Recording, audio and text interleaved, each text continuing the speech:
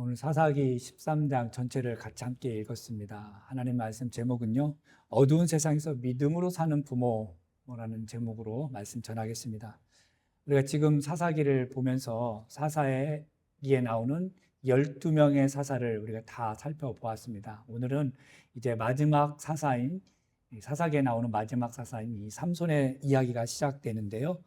여기가 삼손의 이야기가 13장부터 16장까지 굉장히 길게 되어 있습니다. 그래서 사사기의 12사사 내용들이 짧게는 한 절, 석절 이렇게 되어 있지만 이 삼손의 이야기와 이 기드온의 이야기가 그 중에서 가장 깁니다. 그러니까 장수로는 사실 삼손의 이야기가 가장 길거든요. 13, 14, 15, 16장. 기드온의 이야기는 좀 장수는 작지만 여러분이 이제 카운트해 보시면 알겠지만 기드온의 그 이야기가 그 절수가 조금 더 삼손보다 조금 더 깁니다. 어쨌든 이 삼손 이야기가 굉장히 길게 된 이유가 이스라엘의 상황이 어떠한지, 그리고 삼손이 또 어떻게 사역을 했는지, 하나님이 어떻게 이스라엘을 인도하시는지, 그 상황이 어떠한지 이에 대해서 이야기를 해줍니다. 그래서 우리가 삼손 이야기하면 가장 유명한 이야기가 삼손과 데릴라라는 이야기 있죠. 삼손이 이방 여자와 결혼하려고 하는, 그래서 머리가 싹 잘리는 이야기들은 너무나도 많이 압니다. 그래서 삼손을 영웅처럼 이렇게 이야기합니다. 물론 영웅적인 일도 했습니다.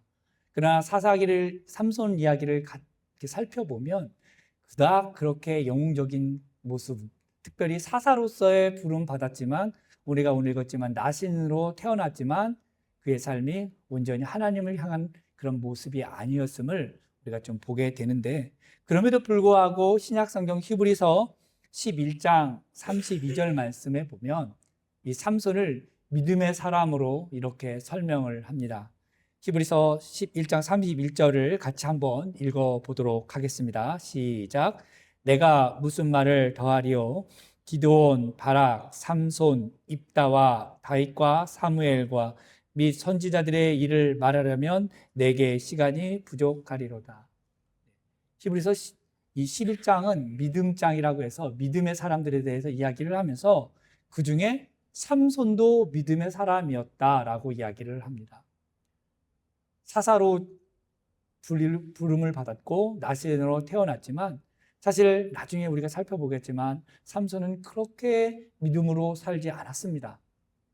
그럼에도 불구하고 이 히브리서 기자는 삼손은 믿음의 삶을 살았다라고 평가를 하는데, 이런 질문들을 우리가 나름대로 하면서 과연 그런가? 어느 부분에서 삼손이 믿음으로 살았나? 라고 하는 것을 한번 나중에 또 살펴보면서 이제 삼손의 이야기가 시작되는 13장 이야기를 우리가 나누도록 하겠습니다. 먼저 사사들이 등장할 때마다 대사사라고 하는 그 사사들이 등장할 때마다, 그리고 사사기에 나오는 그 유명한 사사기 서클이라고 하는 거 있죠. 범죄하고 하나님이 징계하고 회개하고 구원하는 그 서클 이야기가 시작되는데, 특별히 이제 사사기 13장은 약간 좀 독특하게 시작을 합니다. 먼저 1절을 우리 같이 다시 한번 읽어보도록 하겠습니다. 자, 1절 읽겠습니다. 시작. 이스라엘 자손이 다시 여호와의 목전에 악을 행하였으므로 여호와께서 그들을 40년 동안 블레셋 사람의 손에 붙이시니라. 사사 입다가 죽고 또 압돈 시대가 끝나고 나서 이제 삼손이 등장하기 전에 이스라엘 그 상황은 하나님 앞에 또 죄를 짓는 그런 상황이었습니다.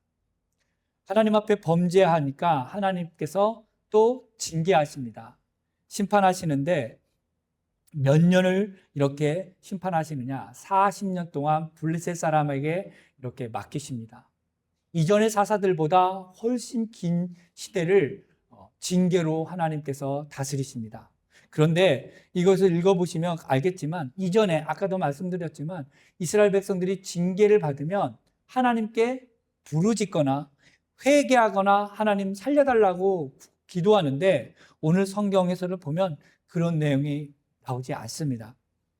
그냥 범죄하면 바로 하나님께서 심판하시는 모습이 오늘 성경에서 보여주고 있습니다. 그런데 뿐만 아니라 이 사사시대가 진행되고 이 삼손이 살아가면서도 그 어려움을 당하면서도, 블레셋에게 어려움을 당하면서 한 번도 이스라엘은 하나님 앞에 부르짖거나 회개하거나 기도하지 않습니다. 그런 내용 찾아볼 수가 없어요. 그래서 이 삼손이 태어날 시대의 그 당시를 영적으로 정확하게 보여주는 것이 오늘 말씀이 되겠습니다. 즉, 하나님 앞에서 죄를 짓는 이스라엘, 가끔 짓는 것이 아니라 끊임없이 하나님 앞에 죄를 짓는, 반복적으로 죄를 짓는 이스라엘 백성들, 그리고 회개하지 않고 부르짖지 않는 이스라엘 백성들을 보여주고 있어요. 회개하지 않고 부르짖지 않는 그런 이스라엘 백성들을 보면서, 이스라엘 백성들이 정말 그 죄를 지으면서도 양심의 가책을 느끼거나 이렇게 양심이 찔리거나 이런 것이 전혀 없다라고 하는, 오히려 죄를 짓는 것을 당연시 여기는 그렇게 타락한 상황을 보여주고 있는 것이 이제 삼손이 태어나는 그 시대의 상황이었다라는 거예요. 이것은 무엇을 이야기해 주냐면, 죄를 짓는 그 증상이 있거든요. 마치 과거에 한센병이라고 해서, 나병이라고 그러죠.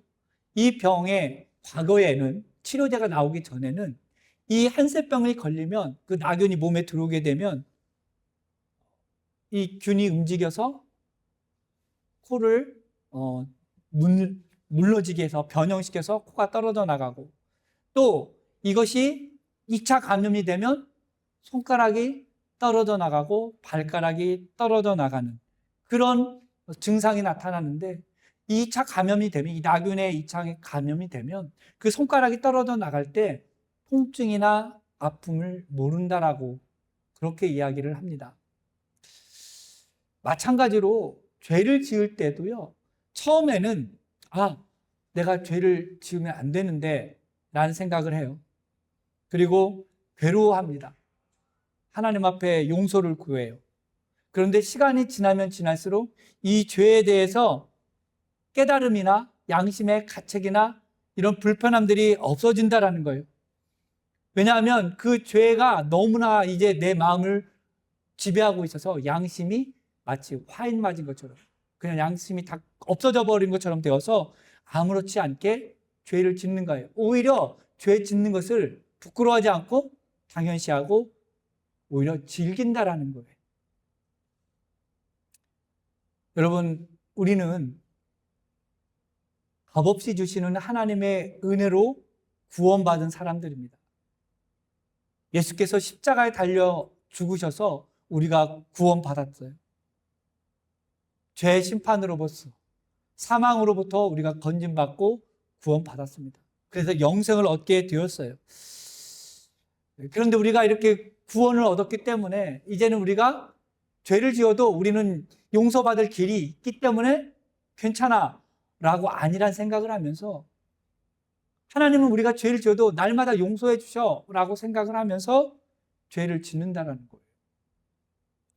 어차피 하나님이 우리 죄를 지으면, 우리가 구하면 용서해 주시니까 우리 죄 지어도 괜찮아, 이렇게 하는 아니란 생각을 우리가 할 수도 있다는 거예요. 물론 하나님이 우리가 죄를 지으면 구하면 용서해 주십니다. 그러나 죄 지은 것에 대한 어떤 대가들은 있다라는 거예요. 그래서 우리가 죄 지으면 용서받으니까 죄 지어도 괜찮아, 이렇게 쉽게 생각하면 안 됩니다. 죄를 반복적으로 지면 나중에는요, 회개하는 마음조차도 잃어버리게 되어서 정말 하나님 앞에 크게 심판받는다라는 거예요. 그래서 우리가 죄를 짓지 않도록 몸부림치는 거예요. 죄의 모양이라도 버려야 되는 거예요. 꼭 사람을 죽이고 도둑질을 하고 남에게 큰 피해를 주는 것만이 죄가 아니라, 죄를 지을 때 나를 향하여 짓는 죄도 있다는 거예요. 알게 모르게 짓고 내가 판단하고 비판하고 비방하는 것, 우리 예수님께서도 말씀하셨듯이 내 형제에 대해서 욕하는 자도 죄를 짓는다, 마음에 음욕을 품는 것도 죄다라고 말씀하실 정도로 죄에 대해서 어떤 보이는 것만이 아니라 보이지 않는 것까지도 죄로 생각하고 여기고 우리가 죄에 대해서 멀리하고 그 형태라도 생각지 말아야 된다라는 거예요.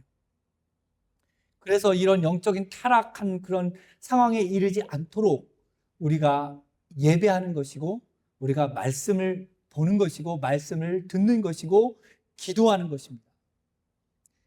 그럴 때에 성령께서 우리의 마음을 주장하여 주셔서 죄 짓지 않도록, 죄에 대해서 이제 무감각해지지 않도록 하나님께서 막아주시고 성령께서 인도해 주신다라는 거예요. 근데 지금 이스라엘이 삼손이 태어날 이 당시의 상황은 완전히 죄에 대해서 무감각하게 되어서 마치 한센병에 걸린 것처럼 2차 감염이 된 것처럼 정말 고통을 못 느끼는, 죄에 대해서 아무런 그런 꺼리낌이 없는 상황이 되어버린 상황이라는 거예요. 이런 상황 속에서, 영적으로 어두운 상황 속에 한 가정을 하나님께서 이제 들어서 이야기를 해주십니다. 오늘 성경에 보니까 이제 한 가정의 이야기가 나오죠. 삼손에 태어나는 그 가정 나옵니다. 마노아와 그 부인 이야기가 이야기되고 있어요. 삼손이 출생하는 이야기가 배경이 시작되는데, 성경에서는 한 사람의 출생부터 죽음까지 그 일생을 다룬 이야기가 많이 있지 않아요. 몇 명에 불과합니다.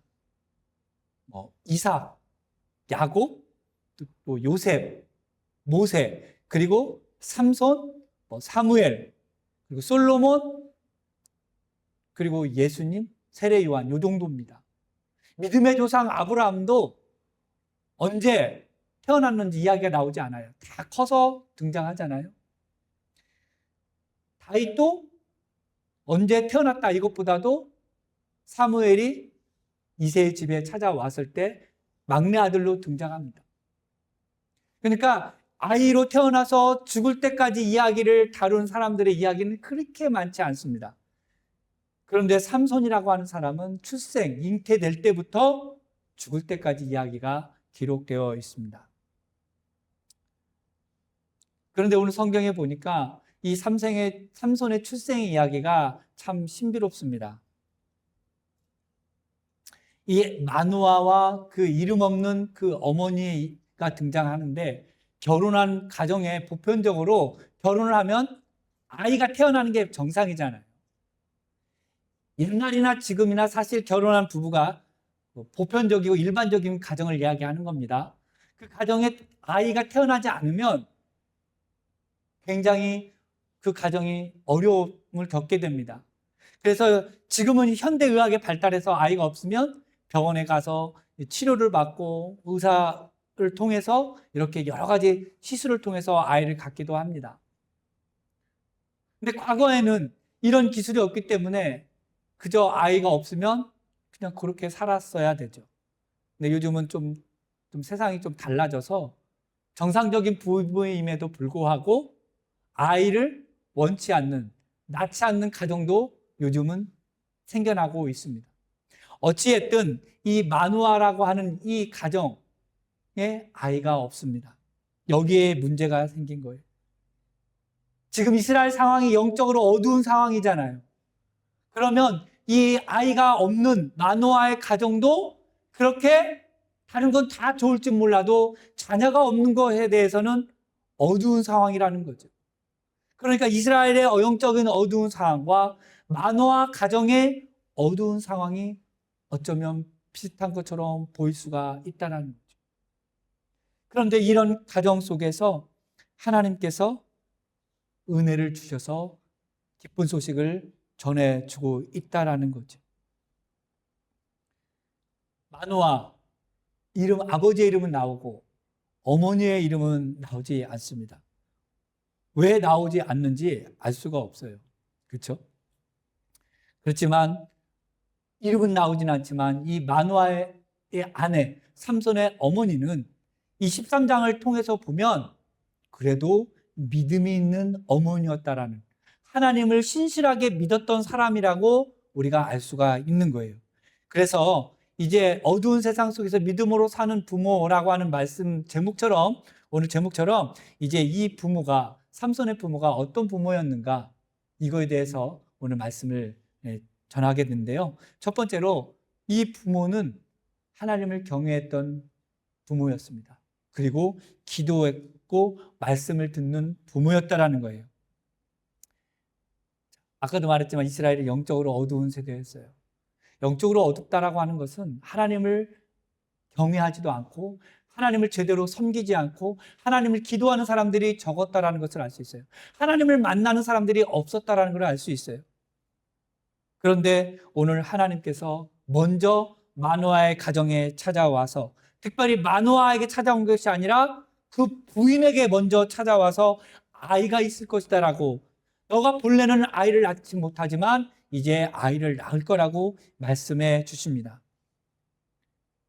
이 마노아의 부인이 하나님의 사자가 와서 이야기한 것을 듣고 나서 호들갑 떠거나 자랑하거나 내가 신기한 것을 봤어요 라고 이야기를 하지 않고 그대로 마노아에게, 남편에게 찾아가서 하나님의 사자를 만났던 것에 대해서, 그런데 하나님의 사자라고 제대로 이해하지 못하고 뭐라고 이야기하냐면 하나님의 사람, 성경에서 하나님의 사람이라고 하면 보통 선지자들을 이야기하거든요. 믿음의 사람을. 그러니까 여호와의 사자인지를 깨닫지 못하고 그냥 하나님의 사람, 하나님이 보내준 사람을 만난 것처럼 이야기해서 마노아에게, 나에게 하나님의 사람이 찾아와서 아들을 낳을 거다라고 이야기를 해주었다라고 이야기를 합니다. 그래서 마노아가 어떻게 하냐면 8절에 보면 그 이야기를 듣고 8절 말씀에 오늘 보십시오. 다 같이 8절 말씀 한번 다시 보겠습니다. 시작. 마노아가 여호와께 기도하여 이르되 주여 구하옵나니 주께서 보내셨던 하나님의 사람을 우리에게 다시 오게 하사 우리가 그 낳을 아이에게 어떻게 행할지를 우리에게 가르쳐 주소서 하니. 마노아가 아들이 없었잖아요. 자식이 없었잖아요. 그런데 갑자기 자기 부인이 와서 아들을 낳을 겁니다라고 하나님의 사람이 와서 말해줬어요 라고 했을 때 이 마노아는 아내에게 핀잔을 주거나 꾸짖지 않았어요. 지금까지는 아이가 없었는데 어떻게 갑자기 아이가 생긴다고 하느냐, 그걸 어떻게 믿을 수 있어? 라고 부인에게 책망을 하거나 그러지 않고 그 말을 듣고서 마노아는 기도를 한 거예요. 여호와여, 기도함으로 그 사람을 다시 한번 나에게 보내주시고 하나님이 주시겠다고 하는 그 아이를 우리가 어떻게 행해야 될지 가르쳐달라고. 어떤 사람들은 그래요. 이 마노아가 믿음이 적어서 마노아의 부인의 말을 못 믿네. 그러니까 한 번 더 확인하려고 기도한 거네 라고 이야기를 하지만 우리가 이미 살펴보았죠. 기드온이 하나님 앞에 사인을 구하잖아요. 내가 미디안하고 싸우러 가는데 하나님, 양털로 하나님 앞에 구하잖아요. 근데 하나님께서 그 양털의 기적들을 다 이루어 주시잖아요. 믿음이 없었다기보다는 더 확신을 구한 거예요.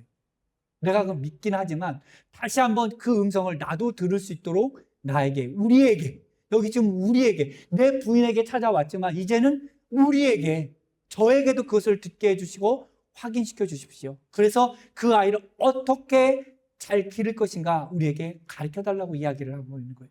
기도하는 마노아였습니다.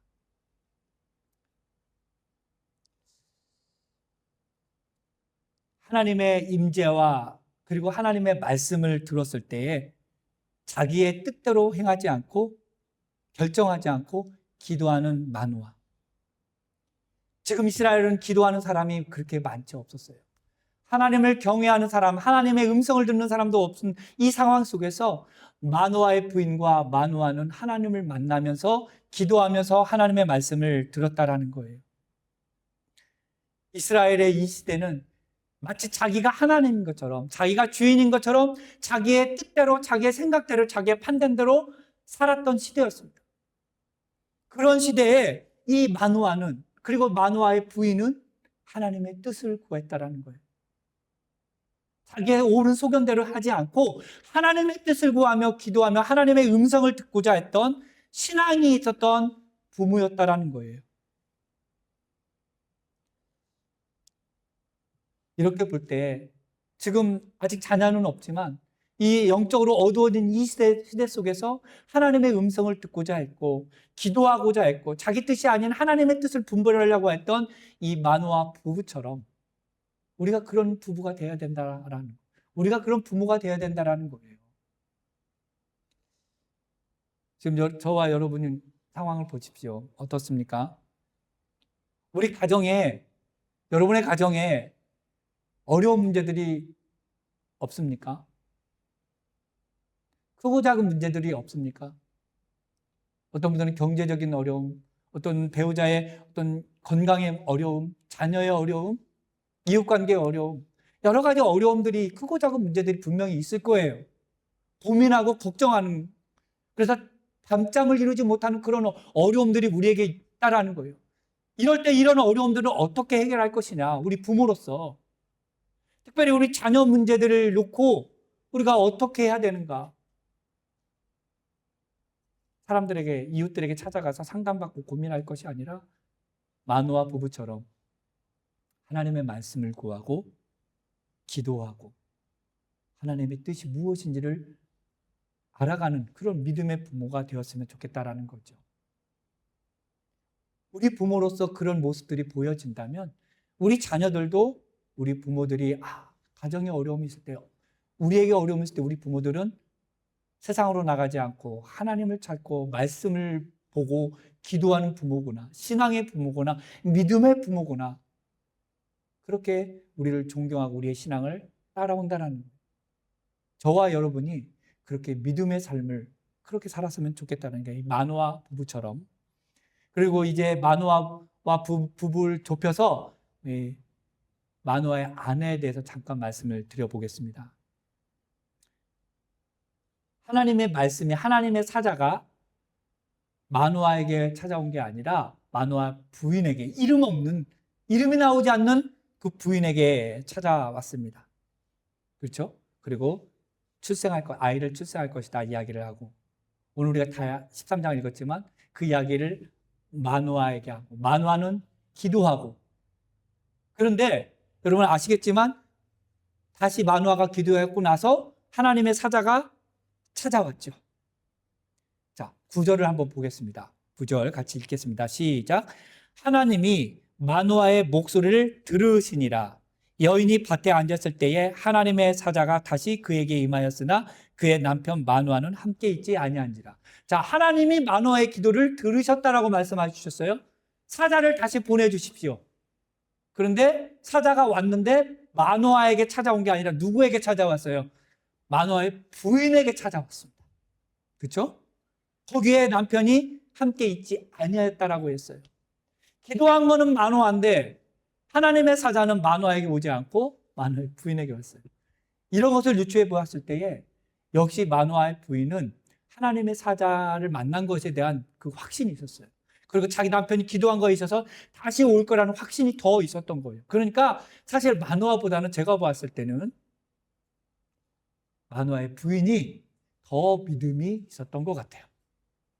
그래서 다시 또 이게 찾아온 것을 가지고 바로 남편에게 쫓아와서 그 사람을 찾아왔습니다 하고 그리고 이야기를 하고 하나님 앞에 번제를 드리죠. 그리고 나서 후반부에서 나중에 그 사자가 떠나고 나서 마노아의 반응이 어땠습니까? 마노아의 반응을 보십시오. 21절하고 22절, 특별히 22절을 보겠습니다. 22절 같이 보겠습니다. 시작. 그의 아내에게 이르되 우리가 하나님을 보았으니 반드시 죽으리로다. 반드시 죽을 거다라고 이야기를 하고 있어요. 두려움이 있었던 거죠. 자, 그 이야기를 듣고 나서 마노아 부인이 마노아에게 뭐라고 해요? 뭐라고 합니까? 격려해줘요. 위로해줘요. 지혜롭게 말을 해줍니다. 하나님이 죽이려면 그 전에 이미 우리를 벌써 죽였을 것인데 하나님이 우리의 제사를 받아주셨고 우리에게 복 주시려고 우리에게 말씀해 주신 거고 우리를 만나 주신 거야. 그러니까 우리는 죽지 않을 겁니다 라고 이야기를 해주는 거예요. 얼마나 믿음이 있는 그런 모습입니까? 두려움에 떨었던 마노아에게 그렇지 않습니다.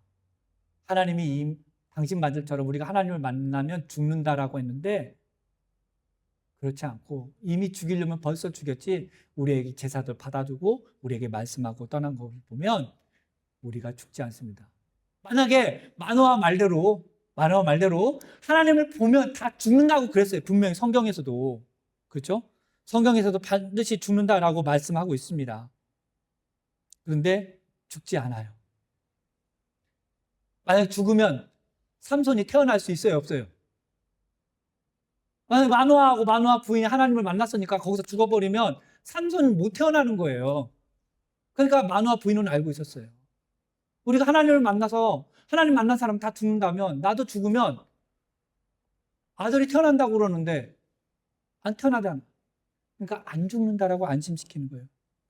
이 말씀 보면서 저는 어떤 말씀이 떠올랐냐면 잠언서 31장 10절 12절이 떠올랐어요. 잠언 31장 10절 12절을 한번 읽어보도록 하겠습니다. 같이 한번 읽어보겠습니다. 시작. 누가 현숙한 여인을 찾아 얻겠느냐? 그 값은 진주보다 더하니라. 그런 자의 남편의 마음은 그를 믿나니 산업이 필절지 아니하겠으며, 그런 자는 살아있는 동안에 그 남편에게 선을 행하고 악을 행하지 아니하느니라. 저는 이 말씀이 생각났어요. 여보, 우리 죽지 않을 거예요. 하나님을 만난 사람은 죽는다고 했는데 만약에 죽을 것 같았으면 벌써 죽었죠. 우리는 죽지 않습니다. 안심하세요, 여보라고 이야기하는 게, 이 말하는 그 대화 속에서 저는 잠언 31장 말씀, 현숙한 여인이 딱 떠올랐습니다. 현숙한 여인. 저는 우리 교회 성도님들께 여러분들 보면, 특별히 아내 되시는 분들을 보면 정말 다 이 잠언 31장에 나오는 말씀처럼 현숙한 여인 것 같다라는 생각을 해봐요. 참 지혜롭게 말하고 남편을 참 격려해주고 세워주는 그런 모습들이 있다라는 것을 제가 좀 보게 됩니다. 그래서 이 말씀 보면서 아직 결혼하지 않은 자녀들이 있거나, 또 지금 혼자 된 자녀들이 있거나, 또는 손주들이 이제 좀 자라서 결혼할 그런 연령대가 되면 위하여 배우자를 위하여 기도해 줘야 됩니다. 특별히 아들을 갖고 계신 분들, 아들 손자를 갖고 계신 분들이 있다면 배우자를, 여성 배우자를 위하여 기도할 때에 마노아의 아내와 같은 배우자를 만날 수 있게 기도해 주셔야 돼요. 세상의 부모님들은 자기 며느리나 이렇게 여자 배우자를 만나기를 원할 때 좀 스펙이 있고, 그 집안도 좋고, 또 예쁘고 똑똑한, 또 경제력도 능력이 있는 그런 여성 배우자를 만나기를 기도할 수도 있지만, 우리 예수 믿는 사람들, 저희들은요, 우리 자녀들 그리고 우리 손주들이 배우자를 만날 때, 여성 배우자 특히 만날 때, 남성 배우자도 동일합니다. 현숙한 여인, 현숙한 사람 만날 수 있도록, 하나님을 경외하는 사람을 만날 수 있도록 그렇게 기도해야 됩니다. 물론 믿음의 부모 가정에서 태어난 자녀였고, 또 믿음으로 기도하면서 이렇게 자손들의 배우자를 만났다 할지라도 마음을 아프게 하는 그런 자녀들, 그런 배우자들이 있다라는 거예요. 그거는 사실은 내 마음대로, 내 뜻대로 되지 않습니다. 특별히 자녀들에 대해서 믿음의 부모 밑에서 기도함으로 말미암아 태어났다 할지라도 그 자녀는 내 뜻대로 되지 않아요. 이제 삼손이 사실은 하나님께서 보내주셨잖아요. 나신으로 이미 태어날 때부터 정해져 있지만, 마누아가 기도하고 마누아 부인이 그렇게 믿음으로 키우려고 했지만, 이제 나중에 우리가 삼손 이야기를 보면 부모 뜻대로 되지 않습니다. 삶이 엉망으로 살아요. 자기 뜻대로 살아요. 말씀대로 살지 않습니다. 이런 모습을 보면서 부모는 내 뜻대로 되지 않는 게 자녀구나라는 것을 깨닫게 됩니다. 그럼에도 불구하고 끊임없이 계속해 기도해 줘야 되는 거예요. 교회사에 보면 어거스틴이라고 하는 신학자가 있습니다. 이 예화들만 하고 마치겠는데요. 어거스틴이라고 하는 이 신학자가 있었는데, 그는 젊었을 때 너무너무 방탕해서 결혼도 하지 않고 젊어서 여자를 들여서 아이를 낳고, 또 방탕해서 하나님을 떠나서 만이교라고 하는 영지주의에 가까운 그런 만이교라고 하는 좀 이단 종교에 빠져가지고 오랫동안 거기에 심취해서 하나님을 떠나면서 살았습니다. 그런 그가 위대한 신학자가 될 수 있었던 것은 뭐냐면 그 아들을 위해서 그 방탕하고 정말 그렇게 어렵게 살았던 하나님을 떠나서 살았던 그 아들을 위해서 모니카라고 하는 그 엄마가 어거스틴을 위하여 평생을 기도했습니다. 포기하지 않고 우리 아이가 돌아올 수 있게 그렇게 기도했더니 이 어거스틴이 회심하고 돌아와서 굉장히 위대한 어거스틴의 고백록이라고 하는 책을 쓰고 하나님의 도성이라고 하는 책을 쓰면서 신학자로서 위대한 업적을 남긴 사람이 되었습니다. 포기하지 않는 어머니의 그 기도가 있었습니다. 말씀을 정리하면 지금 세상이 영적으로 어두워진 세상이에요. 하나님의 말씀을 무시하는, 하나님을 무시하는 그런 시대가 되었습니다. 예수님의 복음을 거부하는 시대가 되었습니다. 이런 세대 속에서 부모된 저희가 우리가 어떻게 살아야 될까요? 똑같이 세상과 어두워져서 그 속에 들어가서 죄를 짓고 살까요? 그렇지 않고 구별되어지게 하나님의 말씀과 성령의 은혜로 또 기도하면서 그렇게 믿음을 지키며 살아갈 때에 우리 자녀들도 우리의 모습을 통해서 우리 부모들이 믿음으로 살아가는 것을 통해서 다음 세대들이 우리를 따라온다라는 거예요. 그래서 어두워진 세상 속에서 믿음으로 사는 부모가 저와 여러분이 될 수 있도록 주님 그렇게 인도해 달라고 우리가 기도하며 나아가기를 주님의 이름으로 축복합니다. 기도하겠습니다.